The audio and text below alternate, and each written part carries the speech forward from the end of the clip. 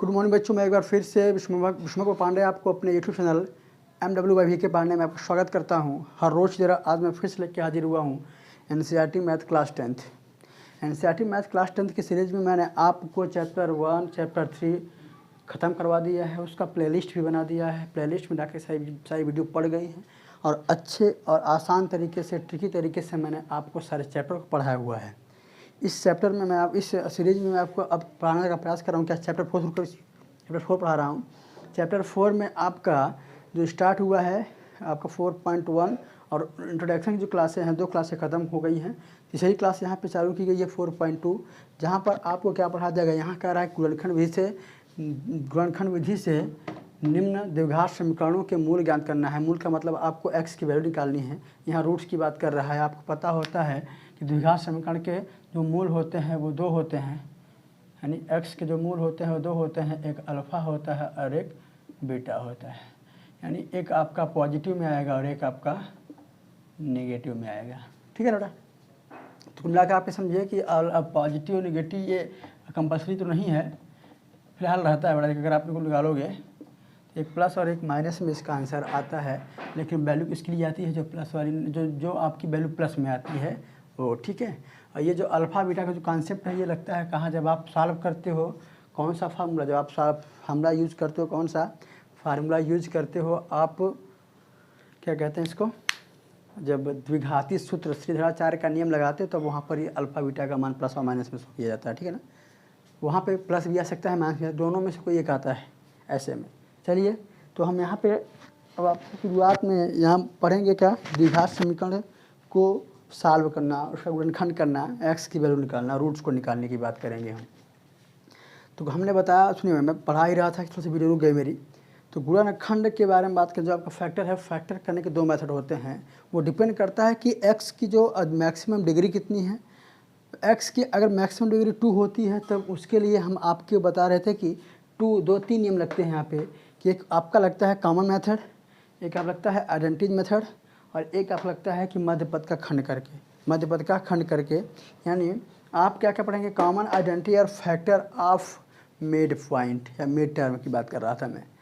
सुनिए मेरी बात सुनिएगा, सब में यानी ये दोनों निहित किस्में हैं, ये दोनों निहित किस्में हैं मध्य पद का खंड करके। जब आप मध्य पद का खंड करके यूज करेंगे कब, जब आपका x की जो x क्या है समझो कि अगर समीकरण क्या होगा, द्विघात होगा, तो आप इन्हीं नियम से सॉल्व करेंगे। और सबसे जो बड़ा यूजफुल है वह क्या है, मध्य पद का खंड करके। क्योंकि मध्य पद का जब आप खंड करके सॉल्व करेंगे उसमें क्या होगा कि उसमें आपके ये दोनों आ जाएँ, यानी वहाँ पे आपका कॉमन भी होगा और वहीं पे आपका क्या होगा, आइडेंटिटीज भी यूज होगा। ठीक है, अब हम बात करते हैं जब आपका x का जो अधिकतम पावर कितना हो।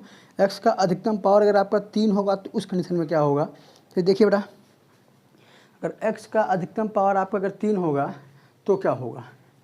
चलिए देखें, इसका मिटा दे रहा हूँ मैं, इसके अनुसार मान लीजिए आप लोग। अगर x का अधिकतम पावर 3 है तो उस कंडीशन में यूज होता है बेटा शेषफल प्रमेय। अभी क्लास 9th में आपके चैप्टर कौन सा था, चैप्टर 2.3 या 4 में 3 में शेषफल प्रमेय का यूज है। अब 4 में इस पर आधारित 2.4 के क्वेश्चन नंबर 5 में बात किया गया है इसका। ठीक है ना, तो शेषफल प्रमेय का प्रयोग कब होता है, जब आपके x की जो घात होगी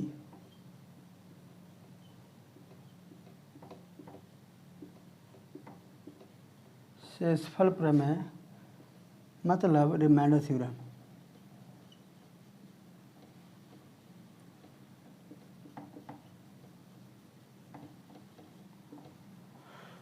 ठीक है, घात 2 होने पर उन 3 में से कोई एक सबसे यूजफुल कौन होता है, मिड टर्म का फैक्ट करके, और उसके बाद घात 2 से यानी 3 या 3 से अधिक होगा तब आपको लगाना होगा शेषफल प्रमेय। चलिए ठीक है, अब आगे चलते हैं।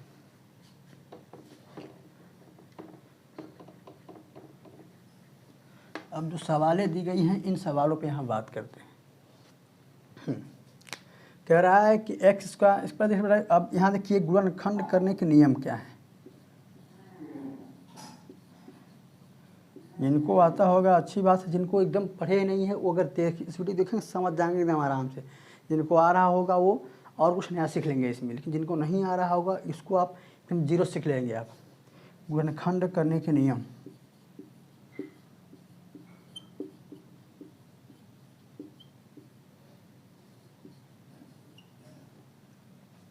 बेटा पहला नियम देखो क्या होता है। पहला अगर रूल में देखूँ तो क्या होता है कि अंतिम पद का गुणा पहले पद के गुणांक से करते हैं। तो मैं लिख दे रहा हूँ, अंतिम पद का गुणा पहले पद के गुणांक से करते हैं। बेटा याद रखिएगा, गुणांक से करते हैं। इनको लिखना होगा लिख लीजिएगा, वीडियो रोक ले लीजिए, स्क्रीनशॉट मार लीजिए। करते हैं नंबर दो,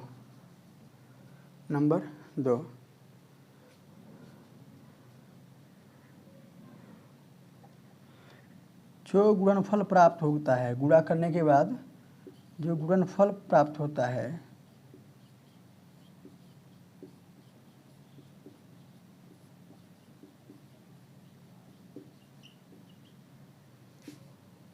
उसके आधार पर मध्य पद को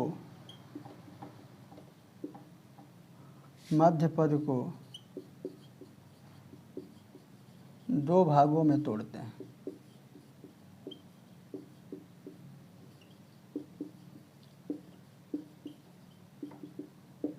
और आपको पता है कि यहाँ मैं इसका मध्य पद का खंड क्यों कर रहा हूँ। भाई देखना, आप जरा बताना कि कॉमन कब होगा। कॉमन होने का मतलब सुने, कॉमन का या फैक्टर एक भाई मैं फैक्टर तभी करूँगा जब इसका पद क्या होगा, सम होगा। पद क्या होगा, सम होगा। यहाँ देख रहे हैं कि 3 ही पद है, तो यहाँ 3 पद होने के कारण यहाँ पे कॉमन नहीं हो पाएगा। 3 पद होने के कारण यहाँ पे कॉमन नहीं हो पाएगा। तो मैं क्या करूँगा, 4 पद बनाने के लिए ही मैं क्या करता हूँ, इस मध्य पद को क्या करता हूँ, मध्य पद को 2 भागों में तोड़ता हूँ। मध्य पद को 2 भागों में तोड़ता हूँ। वो भी किसका, उसका एक एरिया होता है। एक ऐसा एरिया होता है कि जो आपका मल्टीपल प्राप्त होता है, यानी जो आपका कॉम्प्रिहेंशन से लास्ट टर्म का मल्टीप्लाई करते हैं, फर्स्ट टर्म के कॉम्प्रिहेंस से लास्ट टर्म के नंबर से मल्टीप्लाई करने पे जो कंपोनेंट प्राप्त होता है, उसके बेस्ड पर आप क्या करते हैं, मिड टर्म को, मध्य पद को क्या करते हैं, 2 पार्ट में ऐसे डिवाइड करते हैं कि उनका मल्टीप्लाई करने पे आपका वो प्राप्त हुआ क्या, जो आपका कंपोनेंट था या जो आपका अवयव प्राप्त हुआ था। और जोड़ने या घटाने क्या होना चाहिए, माइनस चिन्ह आना चाहिए या प्लस चिन्ह आना चाहिए। फिर नंबर 3 जो होगा आपका, नंबर 3 क्या क्या बढ़ाए, नंबर 3 यही कैसा ऐसे मैं लिख दे रहा हूँ, खंड ऐसे करते हैं कि खंड ऐसे करते हैं जैसे कि, ठीक है मैं लिख दे रहा हूँ, जैसे कि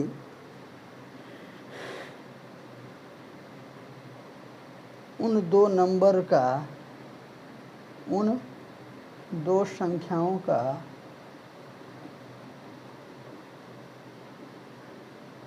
गुणा करने पर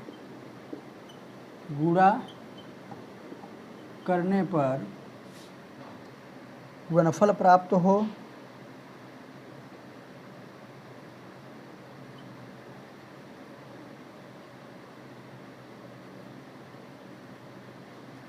यहाँ लिख रहा हूँ क्या, पहला गुणित अंतिम वाला जो प्राप्त हुआ था बेटा, पहला और अंतिम पद जो गुणा करने प्राप्त हुआ था वही प्राप्त होना चाहिए, तथा जोड़ने या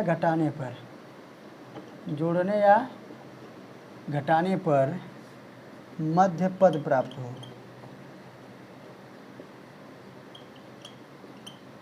और नंबर 4 नियम हो जाएगा, लास्ट में कॉमन करते हैं, लास्ट में कॉमन करते हैं। इसको लिख लीजिए, फिर बताते हैं कॉमन कैसे होता है। इसको लिख लें, स्क्रीनशॉट मार लें इसको, फिर बताते हैं कि हम कॉमन कैसे करते हैं। ठीक है, सुनिएगा। गुणनखंड करने के नियम क्या है। सबसे पहले आप क्या करते हो कि अंतिम पद का गुणा पहले पद के गुणांक से करते हो। नंबर 2 2 क्या है आपका जो गुणनफल प्राप्त होता है, इसका गुणा करने में जो आपको प्राप्त मिलेगा उसी को आधार लेकर के इस मध्य पद को तोड़ते हैं। जैसे 10 का गुणा इसमें किया आपने, 10 का गुणा आप कहाँ कर रहे हैं x में, तो गुणा करने पर कितना आ रहा है 10, गुणा करने पर कितना आना चाहिए आपका, गुणा करने पर आपका 10 आना चाहिए। फिर क्या कर रहा है कि इसको 2 भागों में डिवाइड करना होता है। अब इसको 2 भागों में डिवाइड करने का मतलब ये है कि गुणा करने पे 10 आए, ऐसा कोई 2 नंबर लें, ऐसा कोई 2 नंबर लिया जाए कि वह गुणा करने पे क्या आ जाए 10 आ जाए, लेकिन जब उसको जोड़ा और घटाया जाए तो आपका कितना आए, आपका कितना आए 3 आए। जोड़ने या घटाने पर 3 आए, लेकिन ध्यान दीजिएगा सवाल को सॉल्व करिएगा, यहाँ जो है यहाँ से थोड़ी चीज़ें क्या है -3 आना चाहिए, ठीक है ना। और फिर क्या किया हमने कि तो अच्छा जो आपका फैक्टर होता है मध्य पद का, वह बेस क्या होता है, वह बेस होता है क्या, बेस होता है, मैं लिखा हूँ खंड ऐसे करते हैं जैसे कि उन 2 संख्याओं का गुणनफल करने पर गुणनफल प्राप्त होता है, ठीक है, गुणा करने पर गुणनफल प्राप्त होता है, यानी कैसा पहला और अंतिम, इसी का बेस लिया जाता है।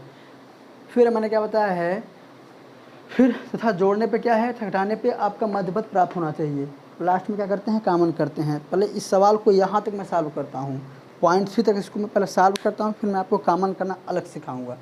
देखिए पहले इन 3 नियम पर इस सवाल को मैं लगा रहा हूँ।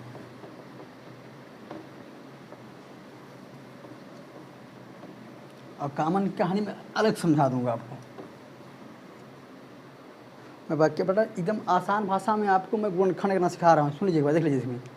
देखिए क्या है, अगर अब देखा जाए तो अंतिम पहले क्या लिखा बेटा, अंतिम पद का पहले पद में, पहले पद के गुणांक से होता है, तो एक्स स्क्वायर का गुणांक कितना है बेटा, एक्स स्क्वायर का गुणांक यहाँ कुछ नहीं हो तो क्या होगा 1 होगा।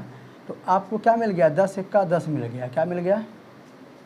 अब जो मध्य पद है, मध्य पद पहले ये देखिए कि कितने नंबर से क्या आता है, कितने नंबर से आपका 10 आएगा गुणा करने पर। तो आप देख रहे हो बेटा 2 में देख लो, 2 पंचे 10 हो जाएगा, है ना, 2 पंचे 10 हो जाएगा। और कोई ऐसा टेबल है जहाँ पर गुणा करने पर 10 आना चाहिए, हाँ बेटा आता है, कहाँ 10 1 का 10। अब एक काम करना बेटा कि गुणा करने पर 10 तो दोनों में काम कर रहा है, क्या देखो इसको जोड़ने पे कितना आ रहा है 7 आ रहा है, 5 2 7 10 1 11, जोड़ने पे तो काम नहीं होगा, और समझ के घटाने पर, यानी ऐसे देख लो 5 दूनी 10, 5 दूनी 10, क्या 5 को 2 जोड़ने पर कितना आ रहा है 7, यह नहीं काम करेगा। 5 में जब 2 माइनस करो कितना आ रहा है 3। तो आपको यही चेक करना है कि जो यानी ऐसे 2 नंबर्स के पेयर लेने होंगे कि जिनका मल्टीप्लाई करने पर आपका वही प्रोडक्ट प्राप्त होना चाहिए जो आपका लास्ट टर्म और फर्स्ट टर्म के मल्टीपल होते हैं। मिल रहा है प्लस, आप जब उसको प्लस या माइनस करें तो आपको क्या प्राप्त होना चाहिए, मिड टर्म प्राप्त होना चाहिए। यहाँ पर यह रूल कहता है, आपका मध्य पद के गुणनखंड का जो नियम है यह कहता है। मुझे क्या मिल गया 5 और 2 मिल गया, तो मैं यहाँ इसको यूज़ कर ले रहा हूँ। आपका यह पहले से बड़ा है अभी, तो देखिए बेटा मुझे 10 मिल गया, मुझे मिला क्या कि एक्स स्क्वायर माइनस, मैं इस 3 को क्या कर सकता हूँ ऐसे लिख सकता हूँ 5 - 2, और ब्रैकेट के बाहर x निकाल दिया। मैंने 3 को क्या क्या तोड़ा हुआ है, -10 = 0। एक्स स्क्वायर मल्टीप्लाई करिए बेटा, क्या होता है कि जब ब्रैकेट के बाहर आपका साइन हो और कोई आपका कोई नंबर हो तो उसका क्या होता है, जब ब्रैकेट ओपन होता है तो नंबर और साइन का ब्रैकेट के अंदर मल्टीप्लाई हो जाता है, और जब माइनस का साइन हो तो जो प्लस, जो ब्रैकेट के अंदर जो प्लस में होता है वो माइनस में होता है, और जो माइनस में होता है वो प्लस में होता है।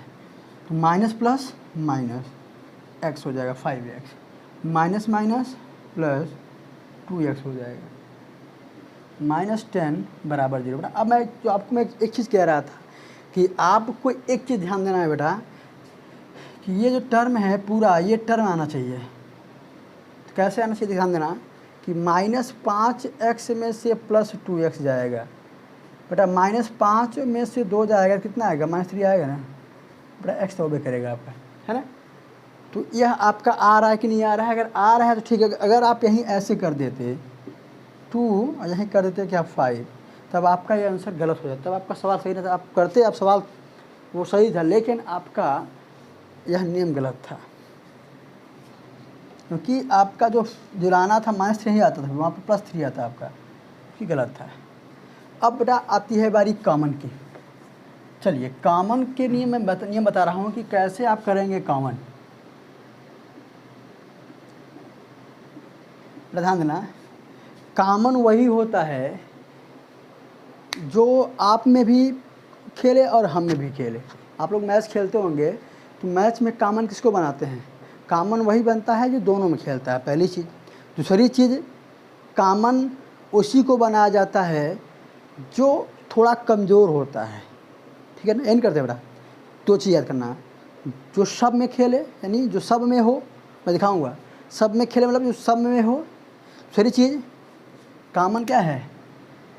जो सब में हो वही कॉमन होगा। कॉमन कौन होगा? जो सब में होगा। कॉमन करने का नियम क्या है? जो सभी में होगा वही पहले कॉमन होगा। नंबर दो, कॉमन का रूल ये है कि कॉमन अच्छा कॉमन होगा कौन? कॉमन इसमें कौन होगा? तो पहला चीज़ जो सब में होगा, दूसरा चीज़ जो छोटा होगा। जो छोटा मतलब जिसका घात छोटा होगा, जिसका घात छोटा होगा। नंबर तीन भाई, पहला काम जो सब में होगा, दूसरा काम जो छोटा होगा, इसका घात भाई छोटा बल्कि छोटा घात होगा।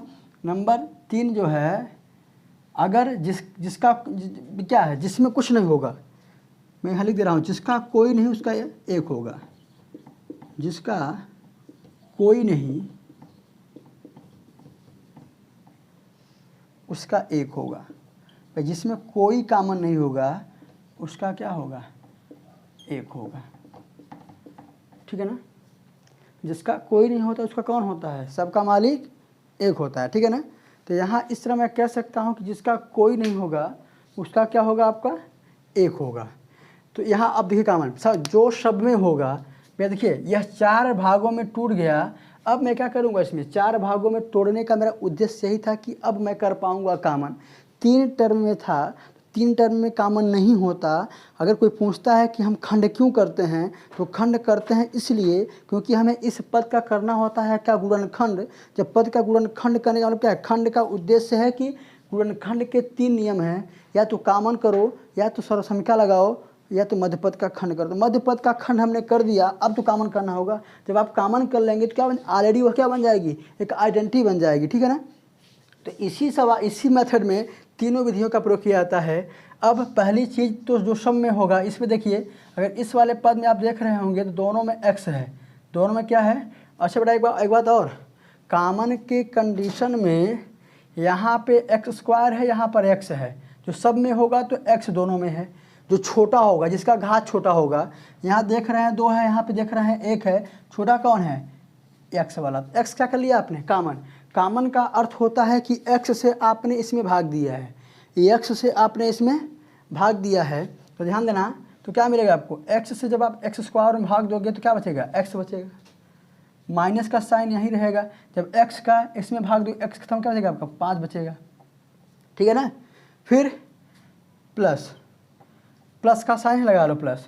यहाँ x है, यहाँ x नहीं है, यहाँ x है, यहाँ x नहीं है। अब यहाँ देखो तो x तो कॉमन नहीं होगा। अब देखो क्या 2 और 10 है, तो कॉमन क्या हो सकता है? 2 कॉमन करेंगे कि 10 कॉमन करेंगे? 2 छोटा है और 10 बड़ा। देखिए कॉमन का अर्थ है कि जब आप कॉमन करें तो उसको अगर आप इसमें डिवाइड हो जाए आपका, ठीक है ना। यहाँ देखिएगा, अगर मैं 2 कॉमन करता हूँ तो क्या 2 से 2x में अगर डिवाइड करते हो आप तो क्या बचेगा आपका? x। ऐसे वाला देखो, 2x में 2 से डिवाइड, 2 से 2 खत्म, क्या बचा? x बचा। फिर बचा क्या है? -10, उसमें अगर 2 से डिवाइड करते तो क्या बचेगा? -5। तो x - 5 बराबर 0। सबसे बड़ी इसके आंसर चेक करने का, अगर आप स्वयं, ये सवाल ऐसे होते हैं जिसके उत्तर की जांच आप खुद कर सकते हैं। कैसे? इसके उत्तर की जांच करने का नियम यहाँ देखिएगा, यह है कि यह जो आपका यह कॉमन पॉइंट होना चाहिए। यानी जो इस ब्रैकेट में हो वही इस ब्रैकेट में होगा, तब आप कह सकते हैं कि यह मेरा सवाल सही वे में जा रहा है। तो क्या लिखेंगे, हो गया बेटा। अब अंतिम उसमें पहुंचने वाले हैं। तो एक ब्रैकेट में x-5 ये जो दोनों में कामन है एक बार लिखा जाएगा, और फिर एक ब्रैकेट में ये लिखा जाएगा x और प्लस में 2 बराबर क्या, 0, बराबर क्या, 0। यहीं पे क्या करना है बेटा, निकाल लो। x-5 बराबर 0, तो x बराबर क्या, 5, एक अल्फ़ा आ गया बेटा। फिर ध्यान देना x प्लस 2 बराबर 0, तो x बराबर क्या, -2, ये आपका बीटा आ गया। तो ये क्या था बेटा, रूट्स थे आपके, मूल थे। ये क्या थे आपके, मूल थे। तो हमने क्या किया है, यह x के 2 मूल निकाल दिया है। हमने बड़े विधिवत ढंग से आपको गुणनखंड करना सिखाया है। अब बेटा अब इसको थोड़ा सा एक सवाल और है, एक सवाल और देख लीजिए, समझा दे रहा हूँ, समझ लीजिए। अगर समझ में आ जा रहा है तो ठीक है, नहीं समझ में आएगा तो कमेंट बॉक्स में आप कमेंट करिएगा कि सर मुझे यहाँ दिक्कत कर रहा है गुणनखंड करने में, मैं उसको फिर से सेक्रीफाई करूँगा आपको, ठीक है। बेटा अब सवाल आगे लेके चलते हैं।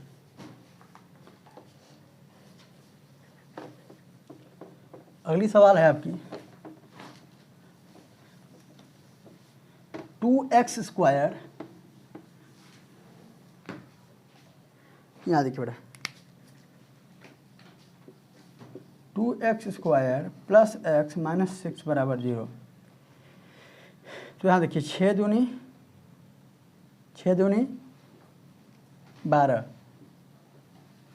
6 दूनी 12, पहला चीज़।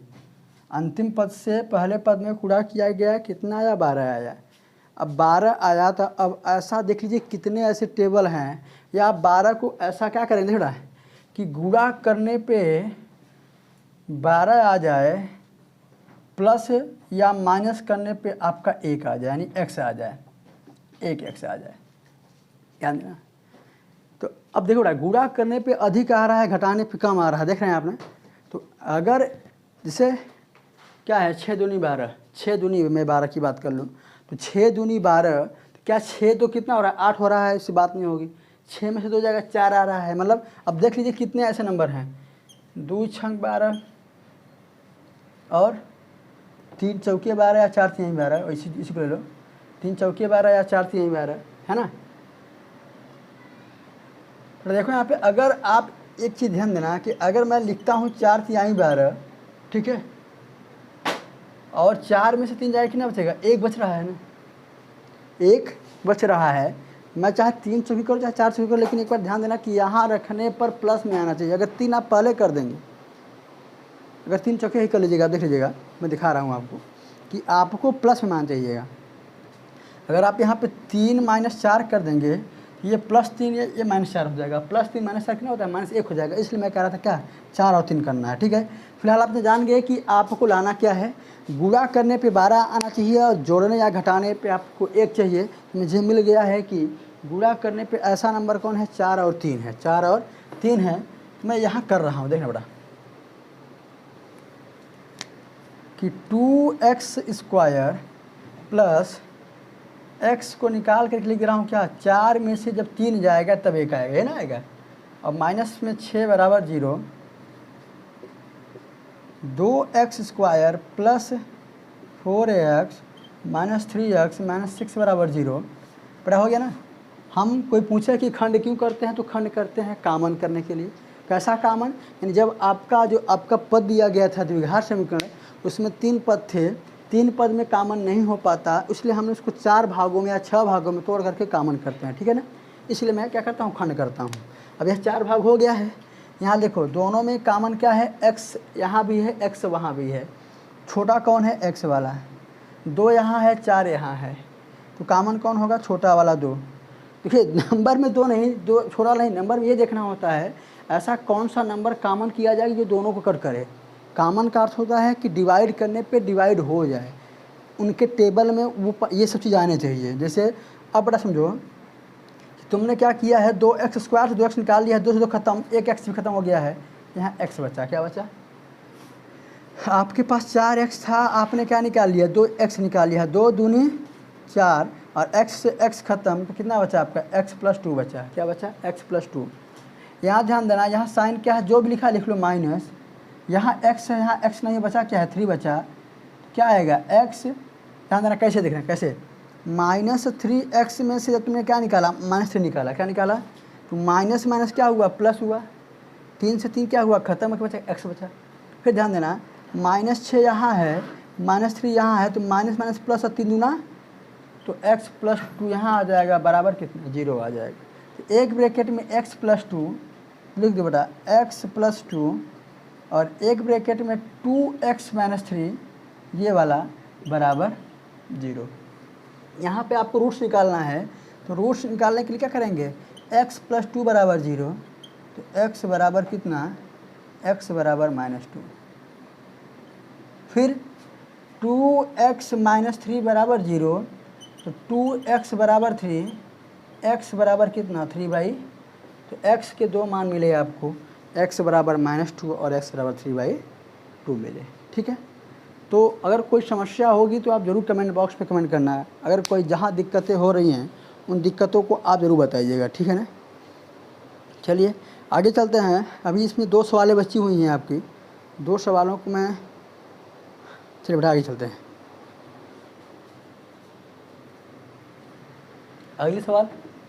अगली सवाल इसमें है कि रूट, इसमें लगभग आपका, मैं ये रूट थोड़ा बता दे रहा हूँ, बाकी 5वीं सवाल आप स्वयं करेंगे, थोड़ा सा आधार दे दूंगा मैं आपको, रूट मैं बता दे रहा हूँ आपको।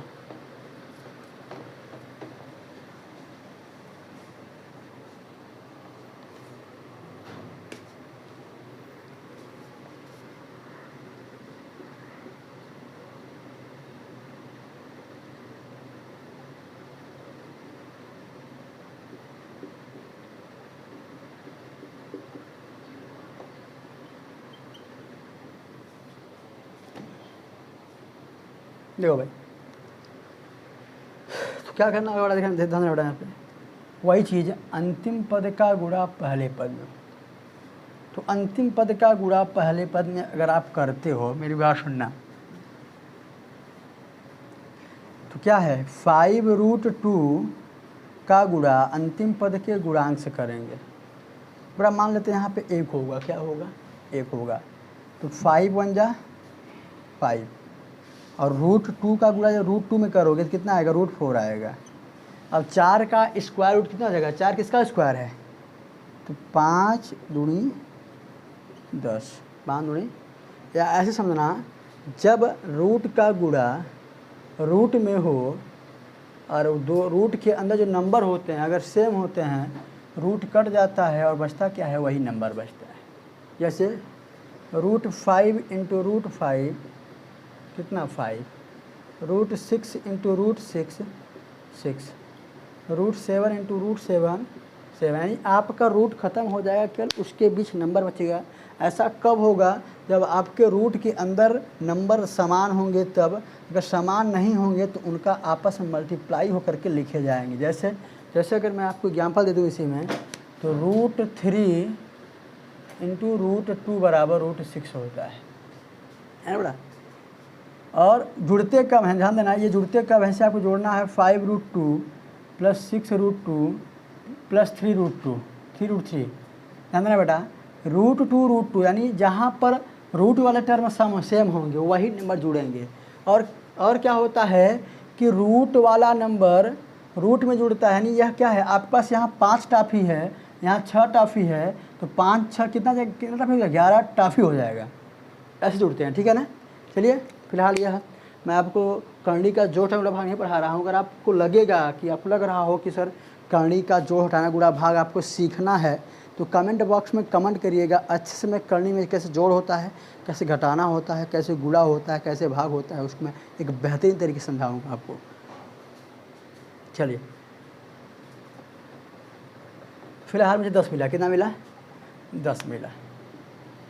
गुणा करे पर 10 और जोड़े पर 7, ऐसे सोचा, ऐसा कौन सा टेबल है जहाँ पर ऐसा एक ही टेबल है कि गुणा करने पर 10 आएगा, 2 × 5 = 10 या 5 × 10, गुणा करने पर 10 आ जाए, जोड़ने पर कितना आ जाए, 7 आ जाए। तो वही है बेटा, मैं लिख रहा हूँ क्या, रूट में 2x² रूट में 2x² प्लस, आप क्या लिखेंगे, वही 2, यहाँ पे प्लस मतलब है नहीं, तो 2 + 5 + 5√2 बराबर 0।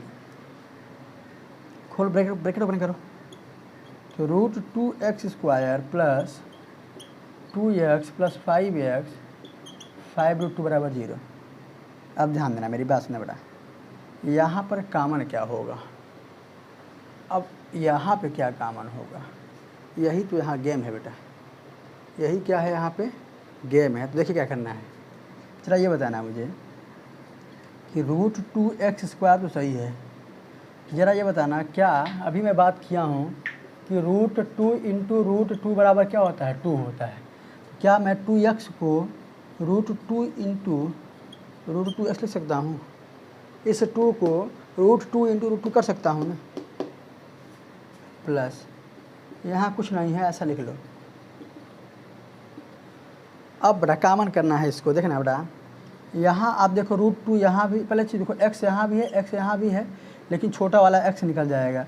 √2 कॉमन कर, √2x निकल जाएगा।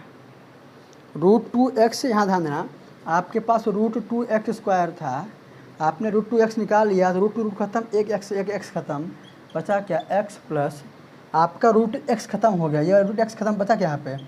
√2 बचा, प्लस यहाँ पर हमने केवल 5 काम किया है, क्योंकि x है ना, जब 5 कॉमन किया बचा क्या यहाँ पे? x बचा, प्लस यहाँ से 5 निकल क्या बचा? √2 बचा, बराबर क्या बचा? 0। दोनों के ब्रैकेट ये सेम हैं, तो आप लिख सकते हो क्या? x प्लस रूट और √x प्लस 5 बराबर 0। ध्यान देना, आगे ध्यान देना, इसके मूल निकालने हैं, तो x प्लस √2 बराबर 0, तो x बराबर कितना? -√2।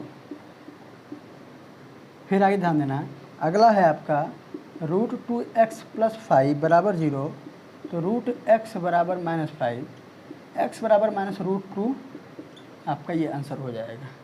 तो x की वैल्यू ये आज, फिर सुना मेरी बात, सुना फिर से भाई, पहले चीज तो होगा वही, अंतिम पद का पहले पद में के गुणांक से करूँगा 10 हो जाएगा, गुणा करने पर 10 आए, जोड़ने पर 7 आए, हमने कर दिया बेटा। आपने ये भी कर लिया, सही था आपका। यहाँ देखना बेटा, यहाँ √2x², √2 था यहाँ पे, यहाँ कॉमन की बात नहीं बन पा रही थी, मैंने क्या किया है, 2 के स्थान पे √2 और √2 कर दिया है, बस हो गया। तो यहाँ से एक √2 निकल गया है, यहाँ से 5 निकल गया है, आपका यह आपका आंसर आ गया है।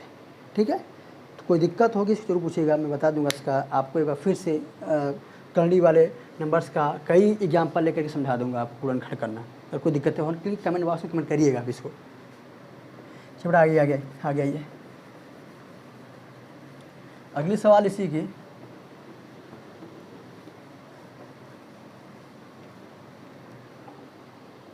क्वेश्चन नंबर 4, 5 आप खुद करें बेटा। Question number 4, 2x² minus x plus 1/8 बराबर 0 बराबर। देखो बेटा क्या करो, एक काम करो, सब में या तो एलसीएम ले लो या सब में 8 से गुणा कर दो, मतलब वही होता है। हम एलसीएम लेंगे कितना आएगा? 8 आएगा।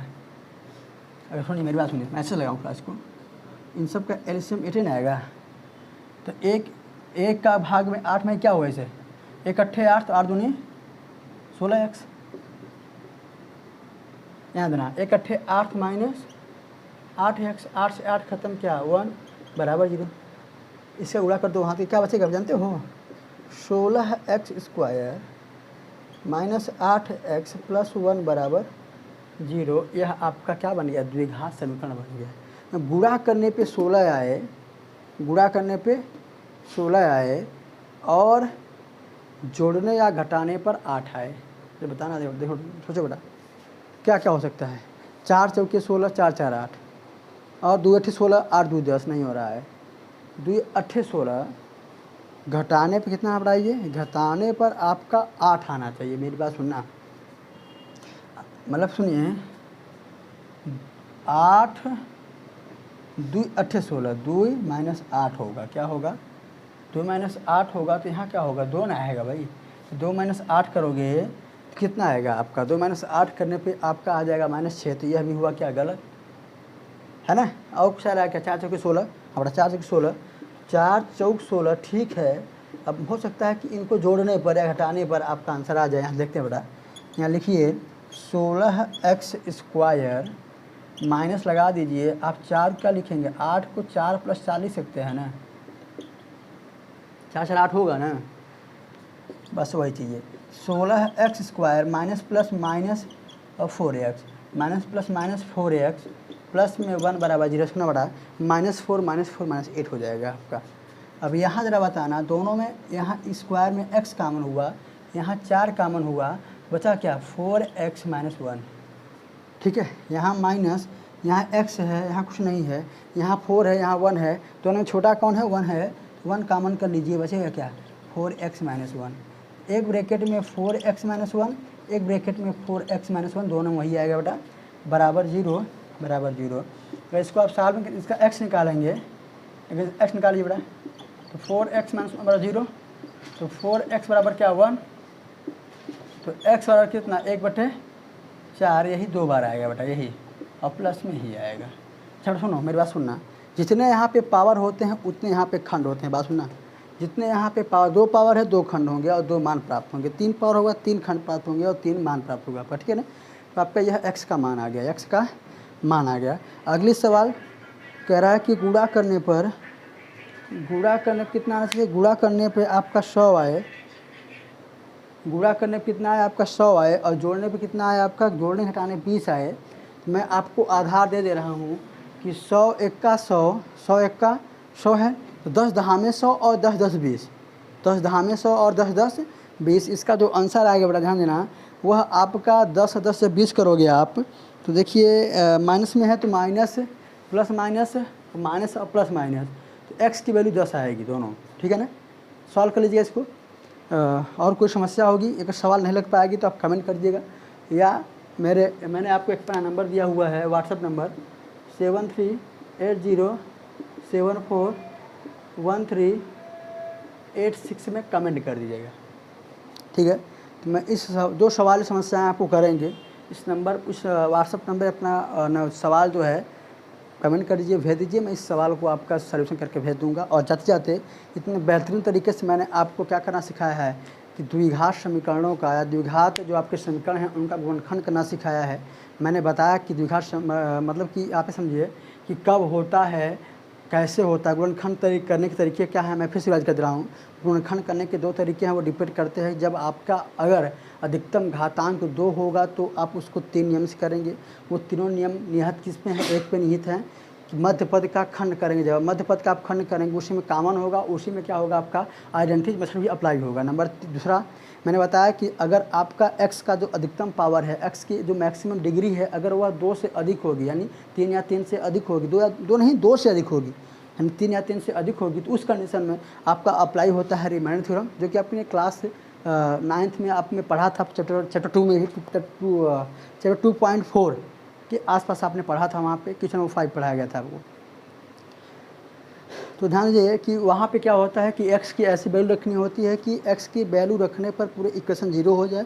जिस पे वैल्यू 0 आती है उसे डिवाइड करते हैं, उसका भागफल प्राप्त होता है, भागफल का खंड करते हैं, आपका क्या होता है, ये फैक्टर प्राप्त होते हैं। यानी जिस पे आपने भाग दिया है वह जो फैक्टर प्राप्त हुआ है, तीनों मिलकर क्या बनाते हैं आपके, वह x के क्या होते हैं, मूल होते हैं, रूट्स होते हैं, ठीक है ना।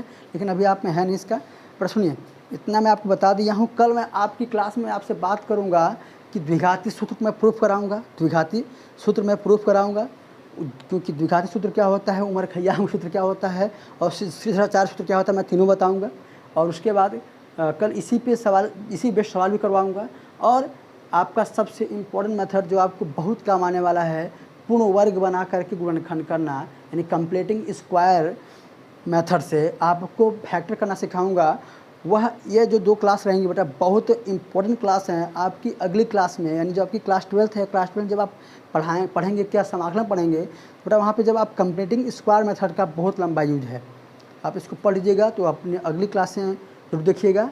बाकी जाते मैं आपसे कहूँगा कि इस चैनल को अगर अच्छा लगा होगा, पसंद आया होगा, तो लाइक शेयर और सब्सक्राइब जरूर करिएगा।